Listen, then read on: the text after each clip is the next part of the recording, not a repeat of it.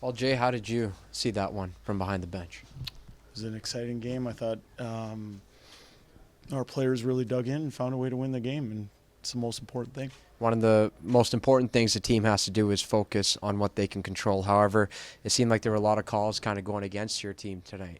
How did you guys kind of fare through that battle? Well, I mean, you guys watched the game. I would say a really good coaching mentor of mine once told me that there's only a few jobs in hockey. One's a player, one's a manager, one's a coach, and one's a ref. And I coach. That's my job. Speaking of your job as coach, what was behind the decision not to challenge the goaltender interference call? Just experience and listening to what our video coach had to say. He's been unbelievable throughout his tenure in the National Hockey League, and we trusted it, and we knew we were going to find a way to win without that call going our way. I know you wanted to put a focus on your starts. I think McDavid had 5 or 6 shifts in the first 8 minutes of that game. Just maybe the job he did to light things off for you guys, him specifically, if you can. Well, I can't say enough about Connor McDavid. I mean, his play speaks for itself. It's otherworldly.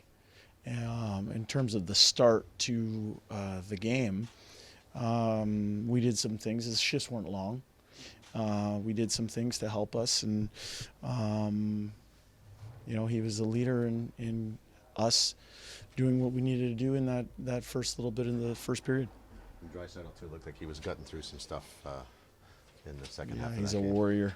He's a warrior. I don't worry about him, but he ended up making the play on the winning goal, and it was a good win for us. What did you see on that Anderson kind of takedown with him? Is in a scrum, and is there anything kind of there? You want me to refer you back to that other answer? I mean, you guys saw it. I know what I saw, but you guys saw that, and we're moving on. We got the win. Jay, how would you characterize the demeanor of the club after allowing the tying goal early and then as the period kind of progressed? Calm, composed. We knew that we have the horses on the bench to get the job done.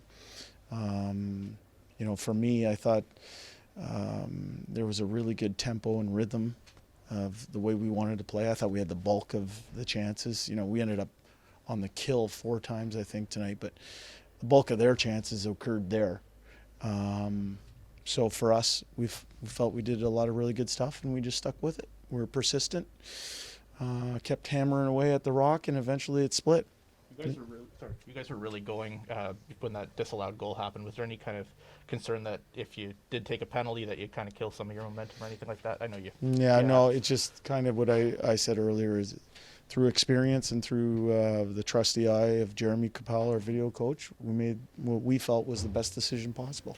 There was a lot of, emotion in that game, especially at the end. You guys score the goal, you get the win. That's kind of for your team. You have Evander Kane, flashing 7 to the fans in the crowd. Just what do you see in that moment from your group? Well, he must not have liked the celebration in our building after they had scored.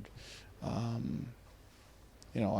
think Evander plays with emotion, and he's looking forward to the next game. Speaking of that, it's Game 7. This is what you wanted, where you wanted it. What do you tell your guys going into that? Is the ball in your court, or are you starting from scratch? What's the scenario? You know what I'm going to do? I'm going to go enjoy this with my coaching staff and our players for about the next 10 minutes, and then we're parking it. We're parking it, and we're going to try and travel the best we can, recover the best we can, and prepare the best we can for a big game. Is there something to be said for navigating that scene? Because it's going to be a bit of a firestorm inside that building in terms of just calming the emotions and not. I think our players have played 3 games in that building here in this playoff run. We know what to expect. We've been a good home team all year, and we're looking forward to bringing that game in game number 7. What did you see from your group of 7 defensemen without their armors tonight and the way that they handled things? Saw a group of players willing to sacrifice for each other. People step up when called upon.